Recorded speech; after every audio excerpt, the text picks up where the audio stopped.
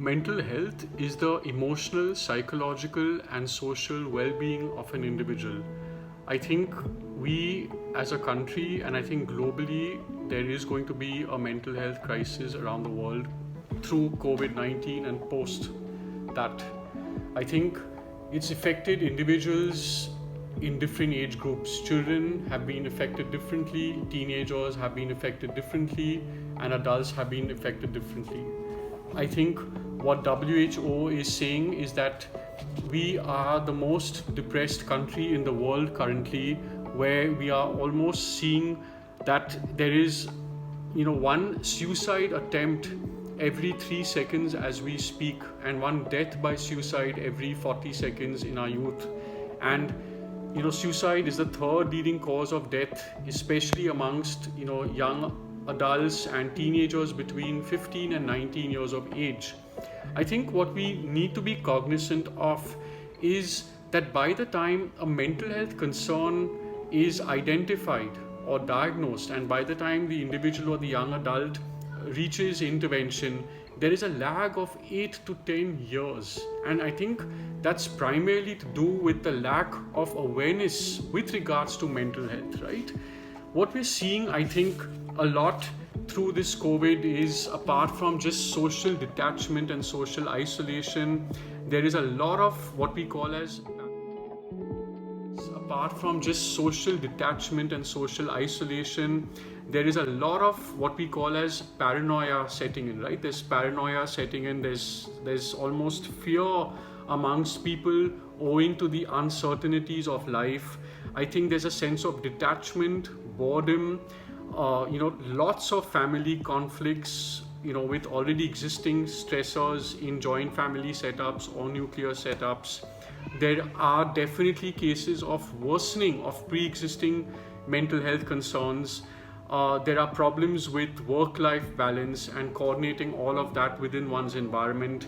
A lot of people have lost jobs, so there is financial instability, no privacy. Educational concerns are huge, right? With board exams, postponed, not being held, students who are waiting to go to universities, and everything is online now. So getting accustomed to that whole aspect with an online burnout. With younger children, there's just loss of play, loss of sport, loss of social engagement. With increasing screen time and gadgets and gaming addiction, and all this, along with in teenagers, we're seeing substance abuse on a rise with a lot of marijuana abuse and other drugs and alcohol, and of course people who've gone through loss with death and bereavement. So I think this is basically what we're seeing as a mental health crisis, right?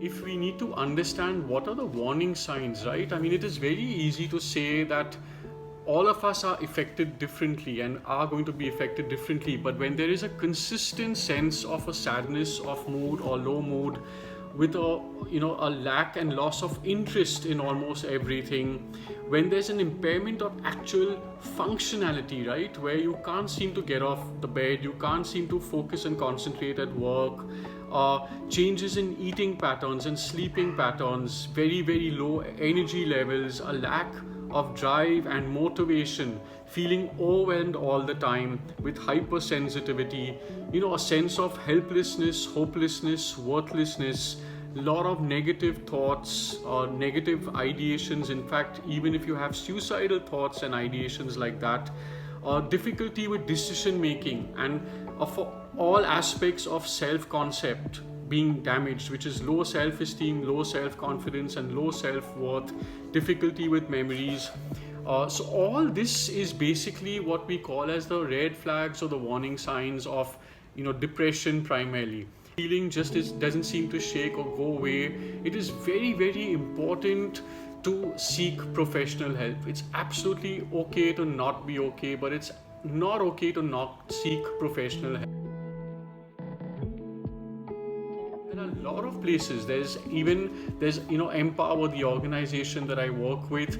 We have a 24/7 helpline with very astute professionals on the other side who will guide you in an emergency cases. We have all the services possible, from therapy to counselors to psychiatrists on board, again, where all the sessions are happening online. We have Empower the Foundation, which is at absolutely subsidized services, again, for youth, for adults, for the geriatric population.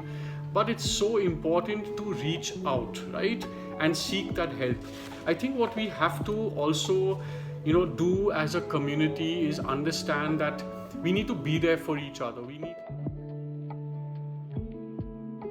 to also do as a community is understand that we need to be there for each other. We need to have this whole collective responsibility and be able to reach out to our loved ones, people we've not been in contact with, our grandparents especially, and neighbors who are perhaps old and who don't have, say, are not comfortable with technology, right, and are struggling with online work or online banking. I think we need to be there for them, keep in touch regularly, check in regularly with loved ones, collaboratively be safe and follow the safe behaviors that are expected of us, and that's going to happen for a long time ahead. With kids, celebrate everything, right? We have to create this magical bubble at home where celebrating the smallest of achievements, birthdays, special events, make it absolutely fun for them. Don't forget movement, physical movement, mental engagement, meaningful time spent with the families. And these times won't come back, right? But being absolutely engaged, being there, being living in the moment and living in the present is such an important aspect for all of us through these trying times, right? Secondly, I would like to also emphasize on the importance of meaningful communication, right? Communicating importantly with loved ones is so important. Focusing on gratitude, right? I mean, we take so many small things for granted in life, but that needs to be reversed, where every small thing we need to feel gratefulness for. And I truly believe in the silver lining concept, right? Looking for the positives and the negatives, looking for the good in the bad, focusing on positive thoughts, right? And keeping the motivation and drive going on with each passing day, because at the end of the day, all we want is to build resilience, right? Which is the inner strength to be able to cope with whatever life throws at us and emerge stronger. And I think that's the ultimate goal for us as individuals, for the youth, for young adults as well. And lastly, let's do all of this with creativity, with humor, with more of a drive and a motivation to do the best that we can, but starting to look after ourselves first.